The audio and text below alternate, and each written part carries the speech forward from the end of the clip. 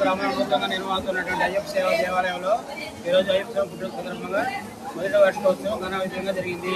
ఈ కార్యక్రమానికి మల్లాని వెంకటేశ్వరుడు మరియు మన్నేని సుబ్బారావు, మన్నేని శ్రీనివాసరావు ఆధ్వర్యంలో సీతారామరావు, చంద్ర ట్రావెల్స్, కాటు రమేష్ బాబు, తర్వాత తొలగురావు ఆధ్వర్యంలో అయ్యప్ప సేవ కార్యక్రమం దిగ్విజయంగా జరిగింది.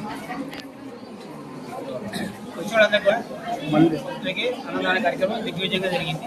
2000 మంది పైగా అన్నదాన కార్యక్రమం జరిగింది. వచ్చిన భక్తులందరికీ అయ్యప్ప స్వామి తీర్థ ప్రసాదాలు